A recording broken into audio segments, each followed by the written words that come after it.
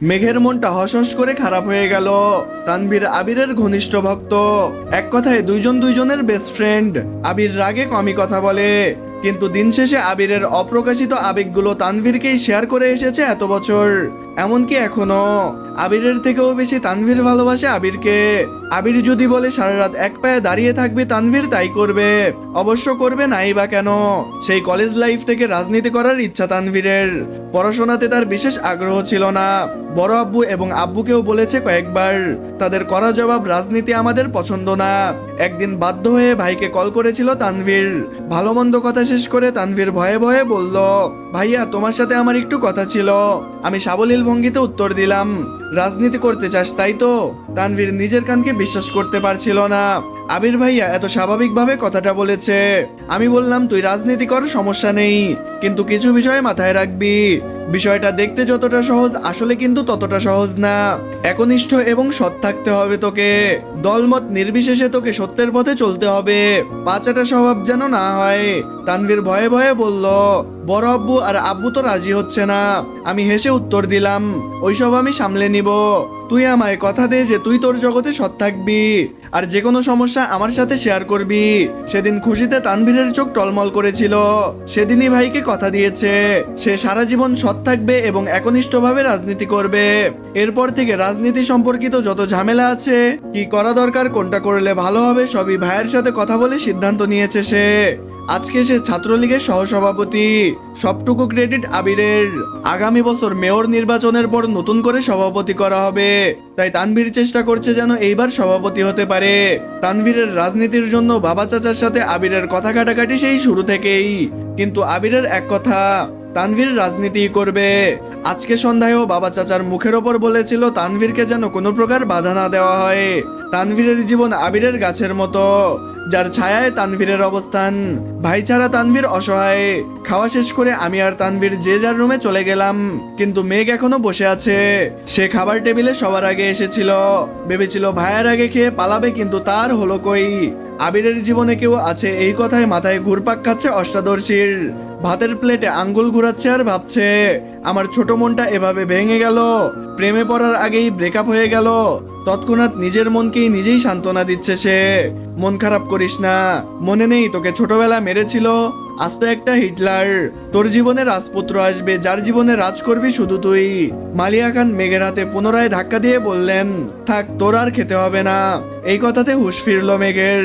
মেঘ কিছু বলার আগেই খাবার প্লেট সামনে থেকে নিয়ে যায় উনি।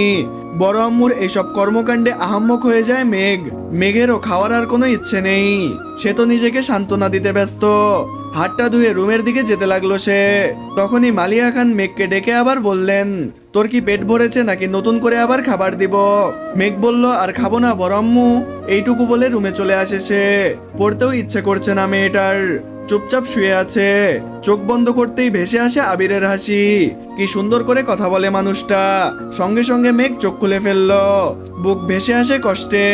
মনে মনে ভাবছে, এই লোকটা আমার ভাবনায় কেন বারবার আসছে? এই লোক তো অন্য কারো। এই বলে অভিমানে ঘুমিয়ে পড়লো মেঘ। আজ শুক্রবার সকাল থেকেই বাড়িতে হইচই শুরু হয়ে গেছে।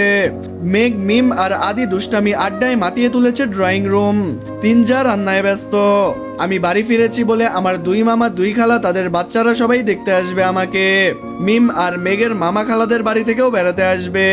বেশিরভাগ মানুষই চাকরিজীবী, যার ফলে শুক্রবার ছাড়া কারো সময় নেই। ইকবাল খান ব্যস্ত বাজার করা নিয়ে। যখন যা লাগছে উনি ছুটছেন আনার জন্য। তানভীরের সকাল থেকে কোনো খোঁজ নেই। সকালে নাস্তা করে বেরিয়েছে, বলে গেছে পার্টি অফিসে কাজ আছে, বিকেলে ফিরবো। এজন্য মেঘেরও কোনো ভয় নেই। আপন মনে আড্ডায় মগ্ন মেয়েটা। হঠাৎ ওপরের করিডোর থেকে আমি মাকে ডাক দিলাম। আমি বললাম, আম্মু একটু কফি দিতে পারবে? এই বলে পুনরায় আবার চলে গেলাম। উত্তর শোনারও প্রয়োজন মনে করলাম না। মালিয়া খান কফি বানিয়ে মেঘকে ডাক দিলেন। মা বলল, কফিটা আবিরকে দিয়ে আয় তো। তৎক্ষণাৎ মেঘের মনে পড়ে গেল গত রাতের কথা। সে হঠাৎ বলে উঠল, আমি কেন, মিম দিয়ে আসুক। মালিয়া খান কিছুটা বিরক্ত হয়ে বললেন, ওরা নিলে ফেলে দিবে, তখন আবার আরেক মুসিবতে পড়বো। বাড়িতে একটু পর মেহমান আসবে, যা দিয়ে আয় না মেঘ। মেঘ আর কথা না বাড়িয়ে ধীর পায়ে হাঁটতে হাঁটতে আমার দরজা পর্যন্ত আসলো। গলা শুকিয়ে যাচ্ছে মেঘের, বুকের ভেতর ধুকপুকটা বেড়ে যাচ্ছে, হাত পা কাঁপছে তার। আস্তে আস্তে দরজায় টোকা দিল মেঘ।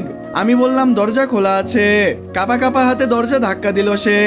আমি ল্যাপটপে কি যেন করছি। আমি বললাম এখানে রেখে যা।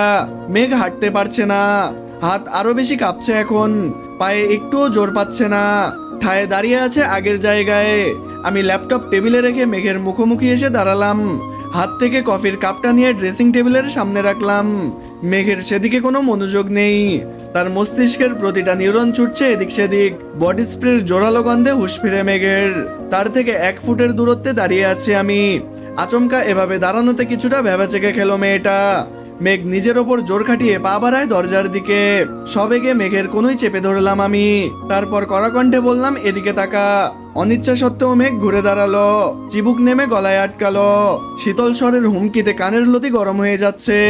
আমি পুরো কণ্ঠে বললাম, কফিটা টেবিলে দিয়ে আসতে বলেছিলাম, কথা কানে যায় না। এতটুকু বলতেই মেঘ হেলে দুলে পড়ে যেতে লাগলো। টালমাটাল মেয়েটার বাহু ধরে সোজা করে দাঁড় করিয়ে দিলাম আমি। জ্ঞান হারাতে হারাতেও যেন হারায়নি মেঘ। আমি গম্ভীর কণ্ঠে বললাম,